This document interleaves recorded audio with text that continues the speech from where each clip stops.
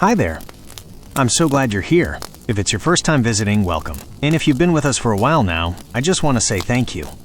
You matter. You are deeply loved, and I'm so honored to spend this time with you tonight. Before we begin, if you enjoy calming stories that bring the past alive and draw you closer to truth, take a moment to click like, leave a comment, and subscribe to the channel. And if you believe in Jesus, if your heart seeks light in the darkness, if you trust that He walks with you even when the world feels cold, then I invite you, humbly, to stay with me as we uncover a story many never hear, but one that lives in every moment of the gospel. This is the story of a war, not the kind with swords or spears, not one you can see with your eyes, but a war that began long before Bethlehem, long before the manger, the miracles, or the cross. It began in the stillness, in the unseen realm, in a world beyond this one, where light and shadow, love and pride first came face to face. Tonight, we walk gently into the mystery of the hidden war, the spiritual battle between Jesus and Satan, one that shaped the destiny of heaven, earth, and your soul. Let's begin. Long before time was time, before the stars were hung in their places, before angels knew the sound of music or worship had its first echo, there was God. There was only God, perfect, radiant, whole.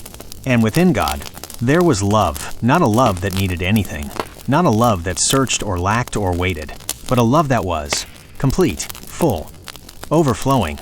And out of that perfect fullness, creation was born. Light was spoken into the void. The heavens were stretched like canvas. The waters were divided. Life began to pulse beneath the surface of the deep. And in the unseen realm, God created beings of beauty and power, the angels. Among them was one who stood out, brilliant, majestic. His name meant light-bearer, Lucifer. He was not born evil. He was made with beauty, with wisdom, with a voice like thunder and silk. And in the presence of God, he stood not as a rival, but as a reflection of God's glory. But glory can be a dangerous thing in the wrong hands. Lucifer began to wonder, to gaze upon his own reflection, to feel the weight of his own beauty. And something ancient and poisonous stirred. Pride, a whisper in the soul. I will rise. I will ascend. I will be like the Most High. Heaven, once a place of harmony and light, trembled with the first shiver of rebellion. Lucifer fell, not by force, but by choice. And with him fell a third of heaven's host, angels who turned their faces from glory to shadow. What was once light became twisted. What once worshipped now sought to be worshipped. Lucifer became Satan, but God was not shaken. His kingdom was never in danger. He cast Satan out, not because he feared him, but because no pride can live in the presence of holy love. And then, God did something Satan never expected. He created man, not mighty like the angels, not radiant with celestial power, but fragile, dust and breath, yet made in the image of God. This quiet creation angered Satan more than anything, because in man, God placed something Satan could never reach, grace. And with grace came the plan to send the word, to clothe him in flesh, to walk among dust, to redeem what was lost. And Satan knew he had to stop him. For centuries, Satan worked through kings and kingdoms, through idols and lies, through pride and fear, to twist the image of God and man. But the light never stopped shining. And then one quiet night in Bethlehem, the plan stepped into time. Jesus, not with fire, not with armies, but with skin, with crying lungs, with tiny hands that would one day bear scars. The moment Jesus was born, the war entered a new phase. Satan tried to stop him before he could even speak, through Herod's rage, through exile, through silence. But Jesus grew, and when he stood at the Jordan River, baptized in the waters, and the heavens opened with the voice of the Father, Satan heard it too. This is my beloved Son. And so into the wilderness he went, where the shadows waited, the desert, the heat, the hunger, the solitude. This is where Satan chose to strike. But what happened there was not just temptation. It was a confrontation, a revealing, a moment where the deceiver came face to face with the truth made flesh. And yet Jesus did not argue. He did not shout. He did not summon angels to surround him. He spoke the word, quiet, firm, eternal. It is written. And Satan fled, because light does not fight shadow, it simply shines. But the war was not over, not yet. Satan followed him into every village, every healing, every parable. He entered the heart of Judas. He stirred the fear in the priests. He laced whispers in the night air as the crowd shouted, "Crucify!" But Jesus never lost sight of the cross, because what Satan didn't understand was that the greatest victory would look to the world like a defeat. And on that dark Friday, as nails were driven in, and the sky grew black and the earth trembled, Satan smiled. He thought he had won. But in that moment, as Jesus whispered, "It is finished," heaven erupted. Chains shattered, the veil tore, and Satan realized he had been defeated by love. Not by force, not by wrath, but by a Savior who gave everything to bring you home. And that war, the one that began in heaven, that touched the dust, that walked through death, was won not with a sword, but with a cross. And it was won for you. So tonight, as you close your eyes, as you breathe slow and steady, as you let go of the weight of the day, remember this: the war is real, but it is finished. You are not alone. You are not forgotten. You are not unloved. Jesus walks beside you, even in the unseen, even in the quiet, even when you feel nothing at all. Rest now. The battle is over, and the King has already won. And still, the war whispered beneath the surface of the world. Though Satan had lost his grip, he had not lost his voice. He no longer held the keys, but he still roamed, still watched, still waited, because if he couldn't defeat Jesus, he would try to confuse those Jesus loved. You and me. He began not with terror, but with suggestion. Not with chains, but with distraction. He whispered to the mind, "You're not worthy." He spoke to the soul, "God doesn't see you." He crept into quiet moments and sowed questions like seeds. If God is real, why do you feel so alone? If he loves you, why do you still feel broken? But Jesus had already prepared the answer. Not just in his death, but in his resurrection. Because when the tomb opened, when the stone rolled away, when the guards fell silent and the linen lay folded, it wasn't just a miracle. It was a proclamation that death had no sting, that the curse was broken, that what began in the garden, that ancient lie, had met its end at the mouth of a garden tomb. And yet, still we wrestle. Still we feel the tension between what we believe and what we experience. But that too is part of the hidden war. The spiritual battle that doesn't rage in the sky, but in your thoughts. Your doubts. Your moments of silence when heaven seems far. And Jesus, knowing this, did not leave us alone. Before he ascended, he gave his Spirit, not as a feeling, but as a promise. A presence that would dwell within us, guide us, intercede for us when our words fall short. A Spirit who whispers truth when the enemy tries to shout lies. So even now, in this moment, while the world moves fast, while the night stretches quiet around you and your heart searches for peace, he is near. Because the hidden war, the one between light and darkness, was never just a story from long ago. It is now. It is here, and it is already won. But the enemy still whispers, not because he has power, but because he is desperate. And so he imitates. He twists. He creates noise, confusion, and shadows, hoping we forget the truth. But truth isn't fragile. Truth doesn't depend on how we feel. Truth remains, even when the night is long. And that truth is Jesus, the same Jesus who walked into the wilderness, alone, hungry, weak, and faced the enemy face to face. The same Jesus who saw through every lie, who refused every shortcut, who chose the cross instead of the crown. And the same Jesus who now stands beside you in the unseen realm as your advocate, your intercessor, your unshakable peace. So as the shadows stretch, as sleep slowly comes, as your breath deepens and your body rests, know this: you are not in danger. You are not forsaken. You are not at the mercy of darkness. The King of Kings has taken up his place, and no weapon formed against you shall prosper. Even when the whispers come, even when the old fears stir, even when you feel like the battle is still raging inside you, Jesus says, "Peace. Be still." And his voice carries more power than every lie the enemy ever told. So breathe again. Let your heart slow. Let the Spirit wrap around you like soft light. This moment, this stillness, is holy ground. You are safe. You are seen. You are victorious. Not because you fight, but because he already did. And he did not lose. It was night. The stars hung still above Jerusalem. The wind, soft and almost silent, whispered through the olive branches. The city had fallen into a restless quiet, a quiet that knew something was coming, but not what. In the shadows of the trees, Jesus knelt, not as a king before battle, not as a warrior sharpening a blade, but as a son, alone with the Father. And here, in this garden, the war became personal, because before the cross was carried, before the nails were driven, before the stones sealed the tomb, there was Gethsemane.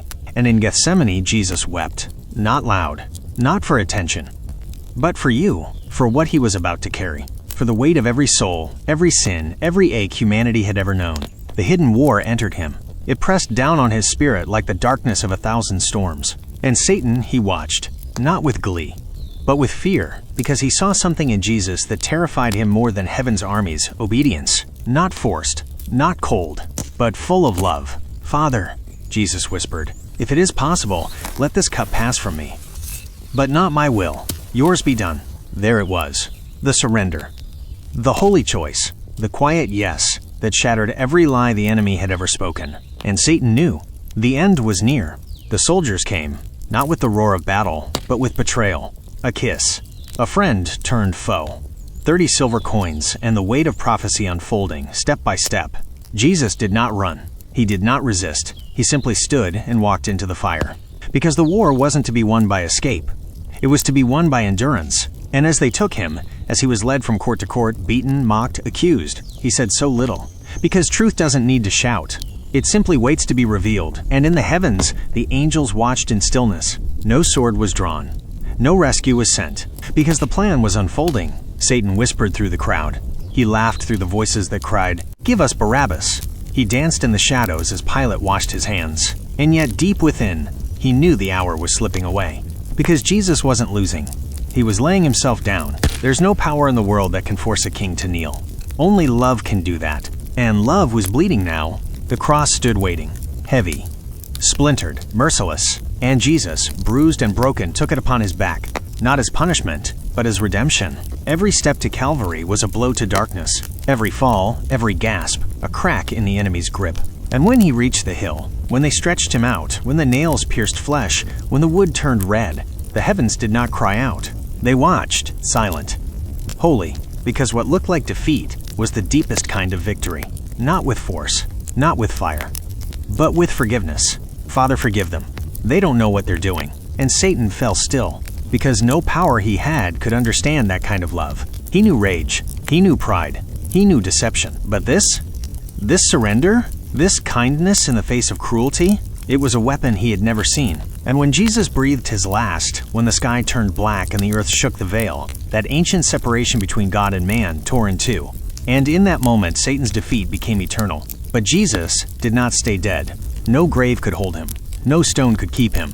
And while the world slept in fear, while the disciples mourned in hiding, while the tomb lay sealed, Jesus moved in the unseen, into the depths, into the silence, into the place where darkness had claimed victory for too long. And there, he took back the keys. The hidden war had never been a war of equals. It was a rescue mission, and it had succeeded. You can rest now, not because there is no more trouble in the world, but because Jesus has already overcome it. The enemy may still whisper, he may still linger in the shadows, but he is a defeated foe. And you are a child of the King, covered, chosen, secure. So let your heart slow, let your breath deepen, let your soul settle in peace, because the war is no longer yours to fight. It never was. It was always his, and he has won. The stone was rolled away, not to let Jesus out, but to let us see in, because by the time the sun rose on that third day, death had already surrendered. The tomb, cold and sealed, had become a doorway, not into darkness, but into everlasting light. And Jesus was alive, not as a ghost, not as a symbol, but in flesh, breathing, speaking, walking among the very people who had wept for him. His hands bore the scars. His voice still carried peace. And with every word he spoke, with every tear he wiped, with every doubter he drew near, he was doing something Satan never expected. He was building his kingdom, right there, inside ordinary, fearful, broken people. People like us. Because the war, though finished in heaven, was still whispering in the world. And Jesus didn't leave us alone. He promised his Spirit, not to watch from a distance, but to live within us, to comfort, to guide, to whisper truth when the enemy came creeping with lies. And so the Spirit came, not in thunder, not in lightning, but in wind, in breath, in tongues of fire that did not burn, but ignited. The church was born, not in buildings, not in rules, but in hearts. And Satan, he saw what was happening. He saw that no cross, no grave, no silence could stop this. So he tried something else. He shifted his tactics. No longer brute force, but doubt, division, distraction. If he could not destroy the gospel, he would dilute it. Twist it, make it look like religion instead of relationship. He whispered into doctrines, into prideful hearts, into fear and jealousy and shame. He sowed seeds in silence. And he still does, even now, because the war has changed. It's no longer between heaven and hell. It's within us, in quiet temptations, in moments of bitterness, in the scroll of the screen when envy whispers, in the mirror when worth feels absent, in the silence when God feels far. That's where the hidden war wages now. But this is where Jesus shines, because he never promised a life without struggle. He never said we wouldn't feel the tension, but he said we would never walk alone. that when the voice of accusation rises, he would answer first, that when temptation closes in, a way out would always be made, that when fear tries to tighten its grip, his peace would remain unshaken, because Jesus didn't just defeat Satan for eternity. He defeats him for you daily, in small victories, in the strength to say no, in the courage to forgive, in the grace to rest when the world says hustle, in the hope that refuses to fade. Even when prayers feel unanswered, the hidden war may still whisper, but it cannot win, because the victory is no longer coming. It's already here, in Him. And if you are in Him, you carry it too. Not because you're strong, but because He is. So breathe again. Let your soul remember what your feelings may forget. You are not what the enemy says you are. You are not bound by your past. You are not too far gone, too late, too broken. You are redeemed. And the cross doesn't just mean forgiveness. It means freedom. Every day. Every moment. Even this one. So if tonight, your heart feels heavy, if the past knocks at your door, if the enemy has been louder than usual, silence it now, not with your voice, but with His. Speak His name. Jesus, the name that makes demons tremble, the name that breaks every chain, the name that brings you back to center, every time. He is with you, not just in church, not just in prayer, but in the ordinary, in your bedroom, in your bus ride, in your work, in your wondering. And every time the enemy reminds you of what you were, Jesus reminds you of who you are, His. So rest again. Let the truth become your blanket. Let the Spirit hold you in stillness. Let the war within quiet under the weight of love. Because love always wins. And it already has. There will come a day when the sky will crack open. Not in thunder, not in fear, but in glory. And every eye will see. The same Jesus who walked dusty roads, who broke bread with sinners, who wept at tombs and washed feet, will return, not as a servant, but as a king. And when He comes, there will be no question, no confusion, no delay, because the war will be over, forever. But until that day, we wait, not in fear, not in silence, but in hope. Hope that is not vague, not empty or unsure, but anchored, because He told us what would happen. He told us that darkness would rise, that lies would grow louder, that love would grow cold. He told us that hearts would faint, that the world would shake, that kingdoms would fall. But He also said, do not be afraid, because in all of it, He would be with us, not beside us, within us. And that's what Satan fears the most. Not churches, not songs, not ceremonies, but a believer who knows who they are, one who walks in peace when the storm rages, one who forgives when it makes no sense, one who chooses truth when lies would be easier, one who whispers Jesus' name into the dark and watches the shadows flee. You were never meant to fight the war alone. And you don't have to, because Jesus not only won the battle, He gave you the armor. Not armor of steel, but of spirit, the belt of truth, the breastplate of righteousness, the shield of faith, the helmet of salvation, the sword of the word, and shoes that carry peace into every broken place you walk. It is not flashy, it is not loud, but it is enough, more than enough. And still you may feel weak. That's okay, because in this kingdom, weakness is not failure. It's the doorway to strength. Jesus doesn't look for those who have it all together. He walks straight to the ones who are trembling, who are tired, who feel like they have nothing left. And He says, my grace is sufficient. My power is made perfect in your weakness. So if the war within you still feels loud, if shame echoes, if fear clings, if anxiety coils around your chest like chains, just say His name again. Jesus, not as a spell, not as a ritual, but as a cry, as a whisper, as a reaching hand that never goes unanswered. Because He hears, He knows, and He is already near. And while the world may rush and headlines scream and the days feel uncertain, there is nothing uncertain about Him. He is the same, yesterday, today, forever. And when the enemy reminds you of the past, you can remind him of his future. Because Satan will not win. Not in your life, not in your mind, not in this world. His defeat is written. His fall is certain, and his days are numbered. There will be no throne for him, no victory, no return, only silence, because light will shine. Justice will roll like rivers, and the king will come home, not to visit, but to reign. And those who stood in the fire, those who walked the narrow path, those who held fast when the world let go, will hear the words no enemy can ever undo. Well done. So hold on. Even if by a thread, even if your prayers feel hollow, even if the night feels long, He is coming. And until then, He walks with you. The battle is real, but the victory is finished. And the war belongs to the Lord. So rest now. Let the world be loud if it wants. Let tomorrow hold what it may. You are not walking into it alone. Because even in your quietest moments, He is present, not watching from a distance, but seated beside you, within you. You don't need to perform for His love. You don't need to earn what's already been given. All you need to do is remember that there is a throne above every throne, a name above every name, and a victory that no darkness can rewrite. You are not your failures. You are not your fears. You are not your mistakes or regrets. You are His, chosen, forgiven, free. And when the war inside you grows loud again, when the voices return, when hope begins to fade, let your soul be still and say the name that calms storms, that breaks chains, that makes hell itself retreat. Jesus. He is not finished with you.